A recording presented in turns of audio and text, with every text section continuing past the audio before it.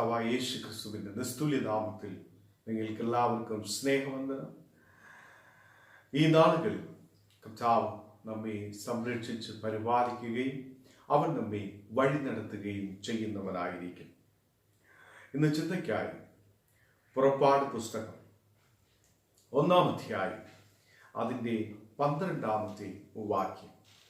പുറപ്പാട് പുസ്തകം 1-ാം അധ്യായം അതിൻ്റെ 12-ാമത്തെ വചനം. എന്നാൽ അവർ പീഡിപ്പിക്കും തോറും ജനം പെരുകി വർദ്ധിച്ചു.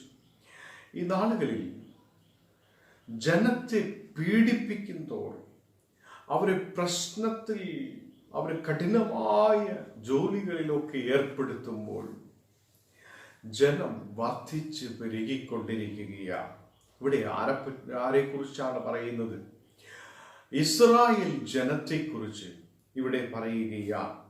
മിസ്രൈം ദേശത്തിൽ, അത് ഈജിപ്റ്റ് ദേശത്തിൽ, അവിടെ ജനം വർദ്ധിച്ച് പെരുകുകയാണ്. ജനം വർദ്ധിച്ച് ഓരോ നാളും പെരുകിക്കൊണ്ടിരിക്കുകയാണ്. അവിടെയുള്ള ഭരണാധികാരികൾ അവരെ പീഡിപ്പിക്കുകയാണ്. അവർക്ക് താങ്ങാൻ കഴിയുന്നതിലും അധികമായ വലിയ ജോലികൾ, അവർക്ക് കഠിനമായ ജോലികൾ കൊടുക്കുകയുണ്ടായി. എങ്ങനെയെങ്കിലും ഈ ജനത്തിൻ്റെ വർധനവിനെ തകർക്കണം. ഈ ജനത്തിൻ്റെ വർധനവിനെ എങ്ങനെയെങ്കിലും ഇസ്രായേൽ ജനം വളരുവാൻ പാടില്ല എന്നും അവർ ഇനിയും പെരുകുവാൻ പാടില്ല എന്നുമൊക്കെ അന്നത്തെ ഭരണാധികാരികൾ അതെ കരുതി. യോസേഫിനെ അറിയാത്ത ഒരു രാജാവ് മിസ്രൈമിൽ വന്നു ഈ ജനത്തെ പീഡിപ്പിക്കുവാൻ തുടങ്ങുകയാണ്. അതാണ് ഇവിടെ കാണുവാനായി കഴിയുന്നത്. എന്നാൽ അവർ പീഡിപ്പിക്കും തോറും ജനം പെരുകിക്കൊണ്ടേയിരുന്നു. ഇന്ന് നമുക്ക് ചുറ്റുപാടിലും അനേകം ക്രിസ്ത്യാനികളെ അനേകർ പീഡിപ്പിക്കുകയാണ്. അനേകർ അവരെ കഷ്ടപ്പെടുത്തുകയാണ്. അനേകരെ വളരെയധികം വേദനയ്ക്കുള്ളിൽ കൊണ്ടുപോകുകയാണ്. ഈ സാഹചര്യത്തിൽ വേദപുസ്തകം നമ്മെ പഠിപ്പിക്കുന്നു. അതെ, നാം ഇസ്രായേൽ ജനത്തെ നാം നോക്കുക. ആ ഇസ്രായേൽ ജനത്തെ, അവിടെയുള്ള ഭരണാധികാരികൾ എങ്ങനെയെങ്കിലും അവരുടെ വളർച്ചയെ തടസ്സപ്പെടുത്തണം എന്ന് കരുതുമ്പോൾ അവർ വർദ്ധിച്ചു പെരുകിക്കൊണ്ടേയിരിക്കുകയാണ്. ഇന്ന് നിങ്ങൾ വർദ്ധിച്ച് പെരുകുക തന്നെ ചെയ്യും. ഇന്ന് ഞാൻ നിങ്ങളും ആയിരിക്കുന്ന ഏതൊരു സാഹചര്യത്തിലും അതെ, നാം കലങ്ങാതെ, നാം ഭാരപ്പെടാതെ, അയ്യോ എനിക്ക് വളരുവാൻ കഴിയുന്നില്ലല്ലോ എന്ന് അതെ നിങ്ങൾ കണ്ണുനീരോടെ ആയിരിക്കാതെ നാം കർത്താവിൻ്റെ സന്നിധിയിൽ വിശ്വാസത്തോടെ ആയിരിക്കട്ടെ. നമുക്ക് നമ്മുടെ ചുറ്റുപാടിൽ വളരുവാനായി സാധിക്കും. നാം മുൻപോട്ട് പോകുവാനായി കഴിയും. ഇവിടെ ജനം ഓരോ ദിവസവും ഈജിപ്തിലെ ജനത്തെക്കാളും അവർ വർദ്ധിച്ചു വരുന്നത് ഇവിടെ കാണുവാനായി കഴിയും. അവിടെ 8-ാമത്തെ വാക്യം, അനന്തരം യോസെഫിനെ അറിയാത്ത പുതിയൊരു രാജാവ് മിസ്രൈമിൽ ഉണ്ടായി. അവൻ തൻ്റെ ജനത്തോട്, ഇസ്രായേൽ ജനം നമ്മെക്കാൾ ബാഹുല്യം ശക്തിയുമുള്ളവരാകും. അവർ പെരുകിയിട്ട് ഒരു യുദ്ധമുണ്ടാകുന്ന പക്ഷം നമ്മുടെ ശത്രുക്കളോട് ചേർന്ന് നമ്മോട് പൊരുതി ഈ രാജ്യം വിട്ട് പൊയ്ക്കളയുവാൻ സംഗതി വരാതിരിക്കേണ്ടത് നാം അവരോട് ബുദ്ധിയായി പെരുമാറുക. ഈ നാളുകളിൽ രാജാവ് പറയുകയാണ്, ഈ ജനം നമ്മെക്കാൾ ബാഹുല്യമുള്ളവർ, നമ്മെക്കാൾ ശക്തരുമാണ്. എന്തെങ്കിലും ഒരു യുദ്ധമുണ്ടാകുന്നുവെങ്കിൽ ഈ ജനം ആ യുദ്ധത്തിന് വരുന്നവരോട് കൂടി ചേർന്ന് നമ്മുടെ രാജ്യത്തിൽ നിന്ന് പുറത്തു പോകും. അപ്പോൾ നമ്മുടെ രാജ്യം വിട്ടുപോകാതിരിക്കുവാൻ നാം അവരോട് ബുദ്ധിയോടെ പെരുമാറണം എന്ന് അവിടെ രാജാവ് പറയുകയാണ്. എന്താണ് ആ രാജാവിൻ്റെ പ്രശ്നം? ഈ ജനം വർദ്ധിച്ചു പെരുകുകയാണ്. ഓരോ നാളും അവർക്ക് വർധനവുണ്ടാകുകയാണ്. ഈ ജനം മുൻപുള്ളതിനേക്കാൾ വർദ്ധിച്ചു പെരുകി മിസ്രൈമിലെ ജനത്തെക്കാൾ വർദ്ധിച്ചു പെരുകുമ്പോൾ അവിടെയുള്ള ഭരണാധികാരികൾക്ക് ഭയമുണ്ടാകുകയാണ്, പ്രതികൂലമുണ്ടാകുകയാണ്. അവർ ഇവരെ പീഡിപ്പിക്കുവാനായി തുടങ്ങുകയാണ്. എത്ര പീഡിപ്പിക്കും തോറും ഈ ജനം വർദ്ധിച്ചു പെരുകുകയാണ്. ഇന്ന് കർത്താവിൽ പ്രിയ സഹോദരി സഹോദരന്മാർ, നമുക്ക് അനേകം സാഹചര്യങ്ങളിൽ പീഡനങ്ങൾ ഉണ്ടാകും. നമ്മെ വളരുവാൻ സമ്മതിക്കാതെ അനേകർ നമുക്ക് വിരോധമായി എന്ന് വരാം.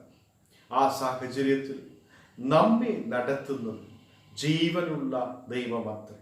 ഇവിടെ യോസേഫ് ഒരുവനായി ആ മിസ്രൈം ദേശത്തിലേക്ക് വരികയാണ്.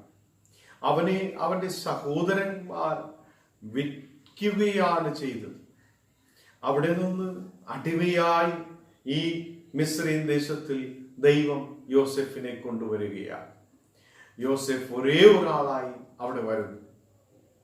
അതിൽ നിന്ന് ഇപ്പോൾ നമുക്ക് കാണുവാനായി കഴിയുന്നത് ആ രാജ്യത്തിലെ രാജാവ് അതേ ഇവരുടെ ശക്തി കണ്ട് ഭയപ്പെടുന്ന തരത്തിലുള്ള ഒരു വളർച്ച ആ ജനത്തിന് ഉണ്ടായിരിക്കും. ഈ നാളുകളിൽ ദൈവത്തിന് വിശ്വസിക്കുന്ന ഓരോ കർത്താവിൻ പ്രിയജനമേ, നമുക്ക് വളർച്ചയുണ്ട്. നമുക്ക് വിരോധമായി എന്തെല്ലാം എഴുന്നേറ്റാൽ, നമുക്ക് വിരോധമായി എന്തൊക്കെ എണീറ്റു വന്നാൽ, ഭരണാധികാരികൾ വിരോധമായാൽ, ദേശം നമുക്ക് വിരോധമായാൽ, നാം ആയിരിക്കുന്ന ചുറ്റുപാട് നമുക്ക് വിരോധമായാൽ, നാം വിശ്വസിക്കുന്ന ദൈവം നമ്മെ വളർത്തുവാൻ, നമ്മെ വളരെ വയ്ക്കുവാൻ അവൻ സർവശക്തനായി നമ്മോട് കൂടെയുണ്ട്. ഈ നാളുകളിൽ രാജാവ് ഭയപ്പെടുകയാണ്. ഈ ജനം ബാഹുല്യമുള്ളവരായിരിക്കുന്നു. ഈ ജനം നമ്മെക്കാളും ശക്തരായിരിക്കുന്നു. യുദ്ധമുണ്ടായാൽ ഈ ജനമെല്ലാം ഇവിടെ നിന്ന് ഓടിപ്പോകും. 11-ാമത്തെ വാക്യത്തിൽ അങ്ങനെ കഠിനവേലകളാൽ അവരെ പീഡിപ്പിക്കേണ്ടതിന് അവരുടെ മേൽ ഊഴിയ വിചാരകന്മാരെ ആക്കി. അവർ പീഥോം, റയംസേസ് എന്ന സംഭാര നഗരങ്ങളെ ഫറവോന് പണിതു. അവിടെ ഈ ജനത്തെ കൊണ്ട് അനേകം നഗരങ്ങളെ പണിയിക്കുകയാണ്. അവരെ കഠിനമായ ജോലികളിൽ ഏർപ്പെടുത്തുകയാണ്.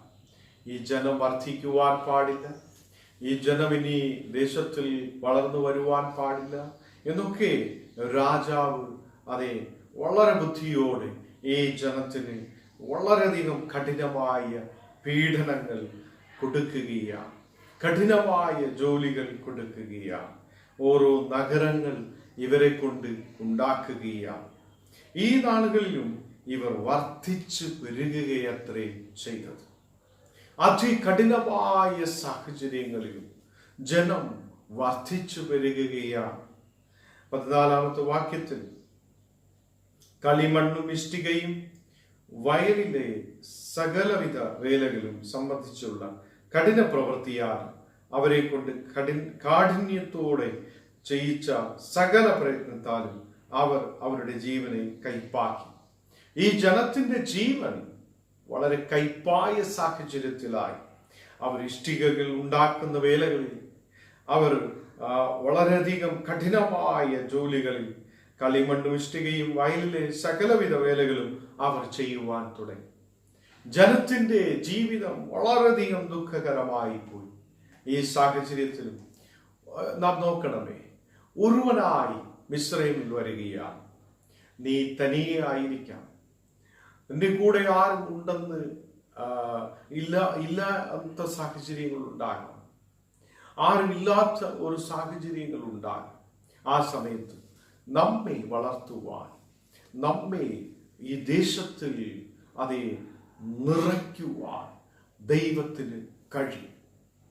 നമ്മെ ഉയർത്തുവാൻ ഈ ദൈവത്തിന് കഴിയും.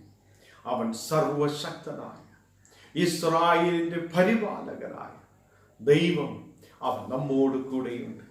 15-ാമത്തെ വാക്യത്തിൽ രാജാവ് ഇനി ഇവരുടെ പ്രസവങ്ങളുടെ മേൽ ഒരു അവരെ തടസ്സപ്പെടുത്തണമെന്ന് ആഗ്രഹിച്ചുകൊണ്ട് രാജാവ് മുൻപോട്ട് വരികയാണ്. 16-ാമത്തെ വാക്യത്തെ എബ്രായ സ്ത്രീകളുടെ അടുക്കൽ നിങ്ങൾ കർമ്മത്തിന് ചെന്ന് പ്രസവശയ്യയിൽ അവരെ കാണുമ്പോൾ കുട്ടി ആണാകുന്നു എങ്കിൽ നിങ്ങൾ അതിനെ കൊല്ലേണം എന്ന് രാജാവ് ഉത്തരവിടുകയാണ്.